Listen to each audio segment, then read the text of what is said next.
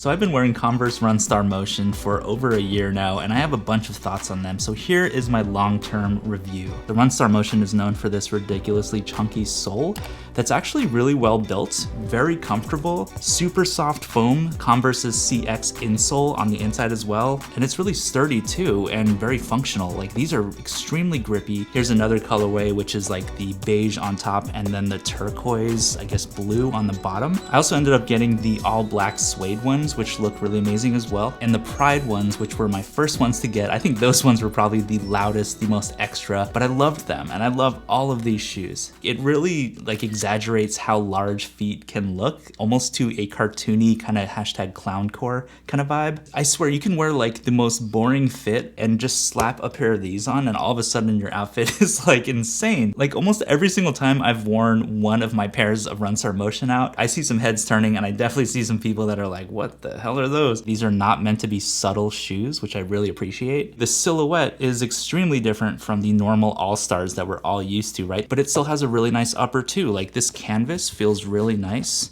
It definitely feels high quality. As you can see, it's held up pretty well over the last year. Like, this looks almost brand new. I definitely washed these. I took pretty good care of them. I even stepped through like a huge puddle once, thinking my entire foot would be drowned. And because of these ridiculously high platforms, which are, I think, like 3 inches, the water came up to like here, but it didn't go into the canvas zone, and my foot was completely dry. So these are almost like sneakers slash boots. So while styling has been a lot of fun, like I said, these pop in any fit, it can also be a little challenging sometimes because these pop almost too much sometimes, where you have to like tone down certain things. Or I personally felt like I had to amp up like the rest of my outfit to meet these at the extra level that they're at. And these shoes are so fun to style, where they're a rare shoe that for me, it feels like I put on an entire costume or an entire new outfit just when I wear these. It kind of feels like I can explore a more fun and kind of ridiculous identity or something. Or if I was feeling a little dark or whatever that day, I would wear the all black suede pair,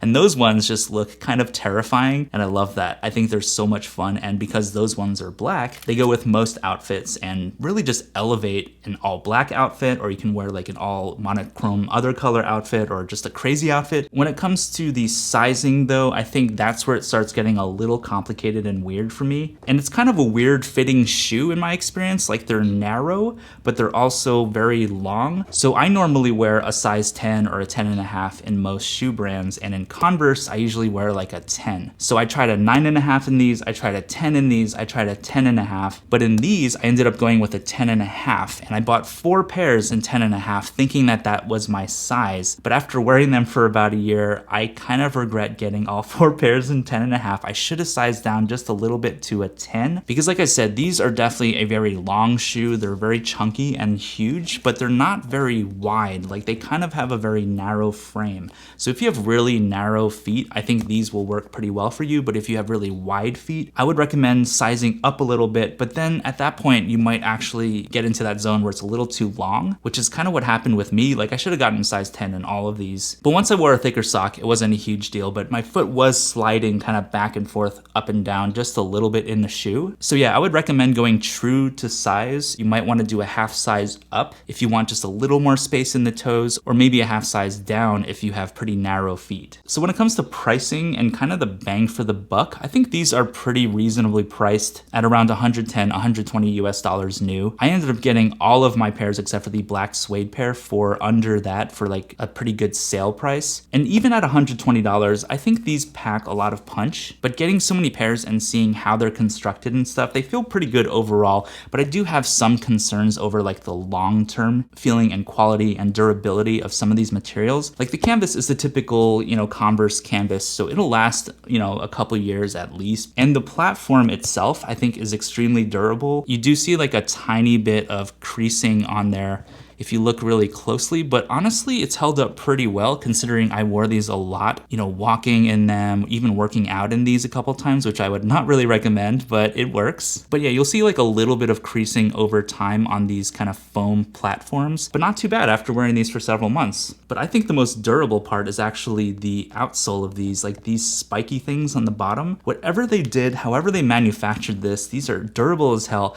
And like I said, they're so grippy, like walking upstairs and on on wet surfaces. I felt like I had a lot of grip and I wasn't about to trip and just like slide and fall on my ass. But these are shoes where I don't know if I would like go running in them, or if somebody was like chasing me. Like, I don't think I would want these shoes to be the shoes on my feet. Mostly because they are a pretty narrow shoe. So if I was like turning a lot of corners, I could see myself like rolling my ankles in these. So they did make me a little bit concerned for my safety once in a while, but they look so cool that I kind of put that aside most of the time. But when it comes to build quality, for about $120, I don't know if they really feel like $120 shoes. To me, they feel maybe more like 80, 90-ish. Not so much because the materials are bad necessarily, but it's more the construction. Like on all pairs that I had, there was visible glue around where the midsole kind of touches the upper. This pair was actually pretty clean, but I think it was specifically on the black pair where I saw a lot of visible glue and it just looked a little bit messy.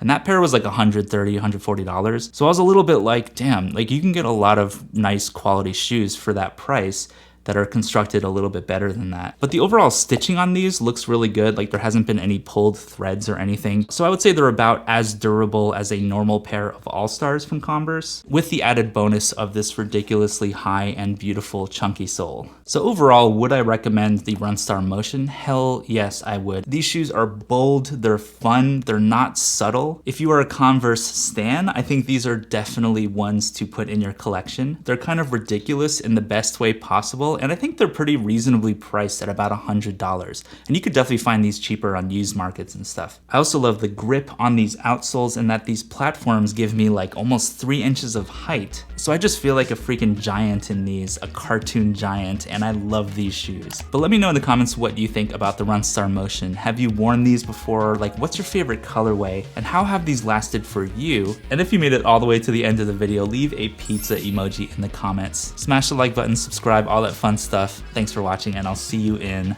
the next video.